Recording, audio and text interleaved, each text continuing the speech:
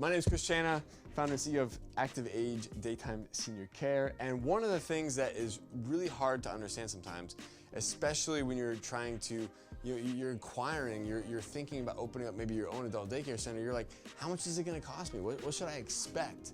A lot of these questions might depend on whether or not do you plan on purchasing a building or do you plan on leasing a space. So for today's example, we're gonna talk about maybe that cost or what kind of expectation you should have for a leased space, because the reality of it is that those price points can be very different, because obviously if you're purchasing a building, a lot of the expense is going to depend on where the building is located, the cost of the building, the cost of the build out, what shape it's in, any sort of issues that it might have. But if you have a lease space, for the most part, that the leased space that you're going to be going into is going to be in fairly decent order, right? So that being said, let's talk about these three different stages, I guess you could call it, whatever it is, of basically three different size facilities or centers, just to give you an idea. So we have a 4,000 square foot center, and then a 6,000 to an 8,000 square foot center, and then kind of like an 8,000 to a 12,000 plus square foot center. Obviously big differences in these, in these types of centers, because a lot of it might depend on where you're located at too. A 4,000 to 8,000 square foot center, this might be something you find in a Class B building, which is kind of like a building built in the 1970s, 1980s, and then something that might be 8,000 to 12,000 square feet. It might be kind of like more of a Class A retailer type location, and so some of the costs might be a little bit more expensive there. But that being said, things to consider, okay? Because when you're going through this process, your largest expense as far as upfront costs, period, no matter what, is going to be the cost of construction. So that'll always be kind of like your largest initial expense that you'll be putting into your project. Now the question you have to ask yourself is, when you're going into the location that you've maybe found, are they willing to do any form of rent abatement, or are they willing to contribute any sort of tenant improvements dollars to the cost of reconstructing that environment? So you might go into a place and you might be able to negotiate some parts of this. You might be able to say, okay, give me 3 months rent abatement, so you're not paying for 3 months. Even though you sign this lease, you basically have 3 months free. Sometimes they might require you to at least pay the CAM or the triple net on that. And then the other thing is you have to take into consideration is, when that 3 months is up, if you're not done with your project, you're gonna have to start paying rent, but you may not actually be open yet. So you might have to think about what's that carrying cost while you are earning no revenue and you're going through the construction process, right? Another thing is you have to take into consideration is if they do give you tenant improvements, how much of that is gonna, are they gonna allocate towards, the improvement of that space? And then what are they allocating it towards? Can you just use that money however you'd like to renovate the space? Or are they gonna be specific, requirements as to what parts of the renovation you get to use those dollar amounts for? So that being said, stage one, $150,000 and $300,000. This is going to include construction costs, things such as kind of working capital, to furnish the environment, all of that kind of stuff. But this is light. I mean, the reality of it is that $300,000 is a lot of money. I get it. I totally understand it. But the number one reason why businesses fail, period, that this is every business for the most part that I've ever seen, the number one reason why they have failed is because they were undercapitalized. And the reality is that they may not have figured out exactly what their business model is yet. They may not have figured out exactly what their consumer wants. Sometimes there's a learning curve to opening a business, and especially when it's a newer model, it's not proven. It's not like food where everyone's hungry 3 times a day. That might be easier to just open up shop, and on day one you have a good customer base. Well, in this case, these are families that you're gonna have to educate on what services you offer and how it can serve them.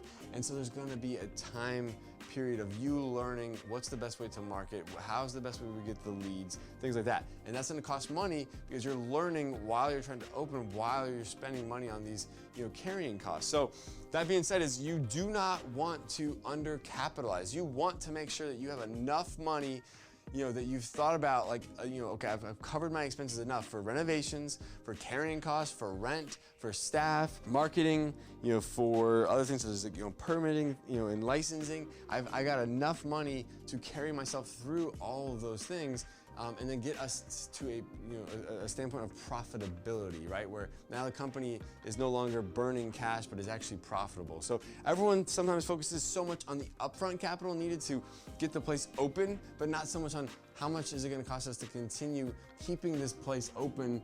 How much room do we have? How much cash do we have on hand from day one that we open to like whatever day we're profitable? Is that 6 months? Is that 9 months? Is that 12 months? Is that 18 months? I need to know, like, okay, maybe I need to be prepared. Like, it's gonna take me 18 months to become profitable. Yeah, I know that sounds scary, but you might just want to think about that, because if it does take you 18 months to become profitable, you might want to at least plan to have enough capital on hand to get you through to that to that 18-month period. Because if you only plan for 6 months and you're still not profitable in month 6, what are you gonna do in month 7? What are you gonna do in month 8? What are you gonna do in month 9 if you don't have cash on hand anymore to pay your expenses, right? So you put yourself into a bad situation. So on a smaller center, 4,000 square feet, I would expect to spend at least somewhere between $150,000 and $300,000. We'll go through a more detailed explanation of how to itemize this out, but just to kind of give you a broader sense of the term, this is gonna be an older 1970s building. Probably a rent would be somewhere around $15 a square foot plus a CAM maybe. So maybe you're somewhere between 15 and 18 total dollars per square foot. Stage 2, I would expect to spend for a 6,000 to 8,000 square foot center, somewhere between $300,000 and $600,000. Again, this is going to be like a Class B building. Ideally, you're going to be spending between 15 and maybe $20 a square foot. And then stage 3 is $600,000 to $1 million, 2 plus, whatever. I mean, it's unlimited at that point. Is it a 12,000 square foot space? Is it 14, 15, 16,000 square foot space? What are you looking to achieve? What is your market? How big is it? How dense is the area around your market? Can it support a center that's 12,000 square feet big? Does that make sense? Now, on something like this, this might be more Class A, because to find that kind of space in a building, you might be looking at something that's in a Publix Plaza, or it's in a Bell's or a Kohl's Plaza, or maybe it's an old Walgreens or an old CVS. And when you're doing something like that, your lease expenses they're just gonna be higher. Because sometimes, those tenants like a Kohl's or like a Walgreens, they're paying really, really high rent rates. And so if you are going into a space that maybe you used to be occupied by a Kohl's, don't expect that you're only gonna pay $15 a square foot. You might be paying much more than that. So this would be definitely one of those ones that you really wanna identify what your costs are, because the carrying costs of a center this size are so astronomical that you cannot screw this one up, because you might be burning $50,000, $60,000, $70,000, $80,000 per month. You add that up, you could burn $1 million in a year, and it could be gone before you know it. So you definitely want to have your calculations, kind of just understand them on this kind of larger center. But big things to consider, okay? So it's your construction costs. You're gonna have to be knocking down walls, putting up new walls. Are you putting in flooring? Are you redoing the tile ceiling? Plumbing, are you moving plumbing, or can you use a lot of the existing plumbing? Do you have to renovate the bathrooms? Anytime you get into the fact where you're rewiring, replumbing, you're putting all new ceilings in, potentially putting new floorings in, those are gonna be some major expenses. Throwing up a wall here or there, that's not a major expense. But when you're talking about redoing an entire ceiling, redoing the entire electrical system, redoing the entire plumbing system, now you're getting to a much more costly expenditure, okay? Other things to take into consideration then would be furniture. How many people per day are you trying to accommodate? How much furniture you need to purchase up front? Can you purchase a certain amount up front and then purchase some later down the road as you grow your center? That might be a way to conserve costs. Another thing to take into consideration is permitting and licensing delays, okay? Because you're gonna go through these 2 periods of time that are a little scary. One, you're gonna have to get the building leased first, right? So you're gonna have to get into a lease. You can't start construction on a building that you don't have a lease for, right? So if you don't actually have the ability to occupy the space, then you're not gonna start construction. So once you sign that lease and now you've taken that space, you want to maybe already have taken the time to kind of, basically meet with different contractors and let them fill them in on what your plans are, where you're going with it before you get to the lease signing time.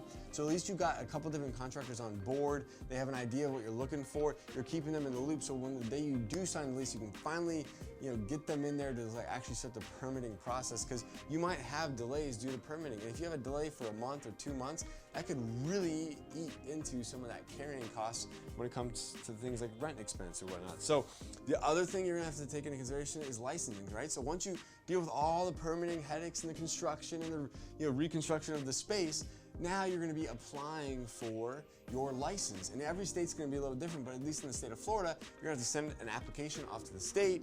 They're gonna have to go and go through their process. You're gonna go back and forth, like, have you submitted everything properly? Then they're gonna try to schedule an inspection. And so that in and of itself is like something to think of is gonna take 60 to 90 days. So you're gonna have construction, you're gonna have licensing, and as you're going through that process, there could be delays, things that maybe were unforeseen. And did you put that into your budget? Did you put that into your calculation when you're thinking of how much capital you need? What happens if you planned on opening in March, but you didn't open until September? That's 6 months. Like, can you pay the rent and the utilities and whatever staff or whatever marketing costs that you might have? Can you pay for all of those expenses for 6 months without earning any income, right? So have you thought about what those licensing or permitting delays might cost? Have you thought about your marketing efforts? When should you start them? Are you going to hire someone on? Are you going to be the administrator? Are you not going to be? These are all of those things you're going to have to take into consideration. But as a general rule of thumb, I would say that these price points for capital needed for the different size spaces would be a great kind of like ballpark estimate to think about what kind of capital you're going to need to open a location in these different kind of size categories. Now, of course, not everyone has this kind of money laying around, but there's some great programs out there like the SBA 7A loan, which is a wonderful program that could allow you to open your own business as a startup, okay? And you might only have to put 10% down. So on, like, say, a stage 1 startup with a 4,000 square foot space, you might only need $30,000 to go borrow $300,000. So, I don't want you to be so freaked out by these numbers, like, oh my God, I'll never be able to start a place. Like, you can, do you have 10, 20, 30, 40, 50, $60,000 that you could put towards the down payment of applying for that SBA 7A loan and actually getting a loan to then start your business. And so, I don't want you to be so focused on the numbers like this is out of reach. Be more focused on the fact that, can you make the numbers make sense? Based on the financial projections, are you able to cover your costs? Do you have enough working capital? And then can you pay down that debt and have enough money for actual profits? So can you afford your debt service? Can you afford your rent payment? Can you afford your staff? Is it still profitable at the end? Those are things that you got to look at and make sure you take into consideration before taking on that loan. But that SBA 7A loan could be a great way for you to get started if you don't have this much money in cash. That being said, guys, I hope this was helpful. We'll do a breakdown in a lot more depth of each of these different stages, what that looks like of these different categories. We'll link that video as part of this video later down the road. But in the meantime, this will at least give you an idea of what to expect when you think about how much something like this will cost. Thank you for joining me on this one, the #1 channel for senior care entrepreneurs. We'll see you on the next one. If you'd like to learn more about opening up your own adult daycare, go to adcpro.com. All right, now let's get back to work. Hey guys, thank you so much for joining me. If you'd like to learn how to open your own adult daycare center, go to adcpro.com. If you'd like the latest business tips, click here, and make sure you subscribe to our channel. Click here. We'll see you guys next time.